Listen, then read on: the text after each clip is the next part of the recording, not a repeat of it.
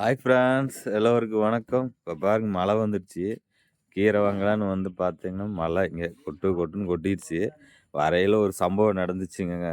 ரோட்ல தண்ணி நின்னுட்டு இருந்துச்சு. நான் என்ன பண்ணேன், சரி தண்ணி கம்மியா தான் இருக்குன்னு நெனச்சுட்டு வண்டி எடுத்து உள்ள விட்டுட்டுங்க.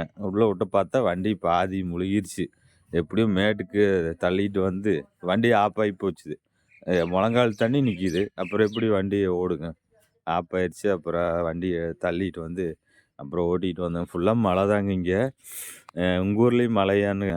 இங்க பாருங்க ஃபுல்லா மழை பெஞ்சிருக்கு பாருங்க. இடமே எல்லாம் இதா இருக்குங்க. இது பாருங்க சங்குப்பூம்பாங்க இந்த செடி. சங்குப்பூ. இது மொதல்ல நெறைய தோட்டத்துல இருக்குங்க.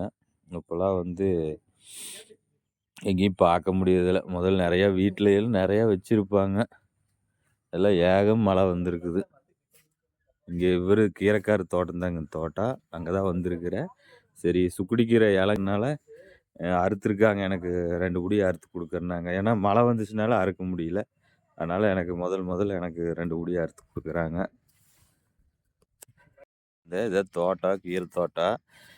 பார்த்தீங்கன்னா, விவசாயிகளுக்கு என்னன்னா, மழை பெஞ்சாலும் ஆபத்து, மழை பெய்யலினாலும் ஆபத்து. மழை பெய்யலினா கீரை வராது, தண்ணி இருக்காது. ஆனா, கீரை வாங்குறவைங்க பார்த்தீங்கன்னா, கம்மியா கேட்குறாங்க. அவைங்க எவ்வளோ பாடுபடணும். இப்போ மழை வந்து இன்னைக்கு நல்ல கீரை பாருங்க எப்படி.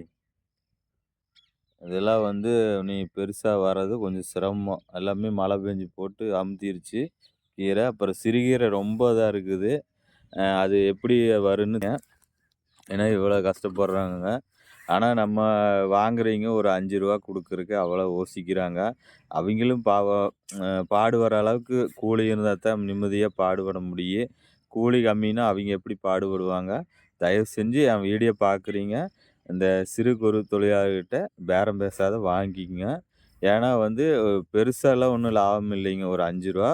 6 அவ்வளோதான் லாபம் வைப்பாங்க. அதுவுமே மிச்சமாச்சுன்னா அதுவுமே கிடைக்காது. அதனால கொஞ்சம் பார்த்து கவனமா கீரைய வந்து வாங்கிக்கங்க. பார்த்தீங்கன்னா, ஒவ்வொரு பக்கம் மருந்து நெறையா போட்டு, செங்கீரையெல்லாம் பார்த்தீங்கன்னா, மருந்து வாசம் அடிக்கும். ஏன்னா, ஒவ்வொருத்தர் தாங்க கீரை நல்லா பராமரிப்பாங்க. கீரை குப்பைய அரைச்சு, மருந்து போடாத நான் வாங்கிட்டு வர பார்த்தீங்கன்னா, முடிஞ்ச அளவுக்கு அவிங்க மருந்து போட மாட்டாங்க.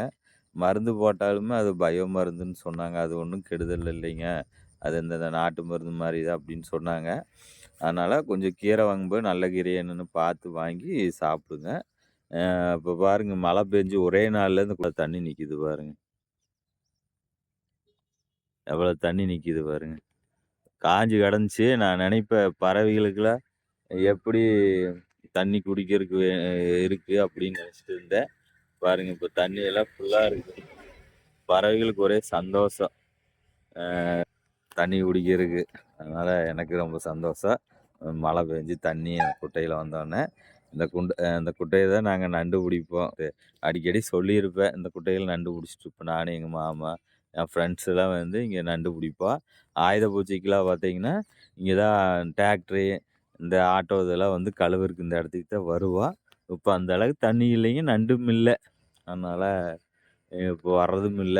நண்டு பார்த்தீங்கன்னா, இந்த கார்த்திகைன்னா புரட்டாசி மாசம் நெறைய நண்டு இருக்கு. இங்கேல்லாம் ஏகப்பட்ட நண்டு பிடிப்போம். டான்ஸ் ஏற எடுத்தாச்சு.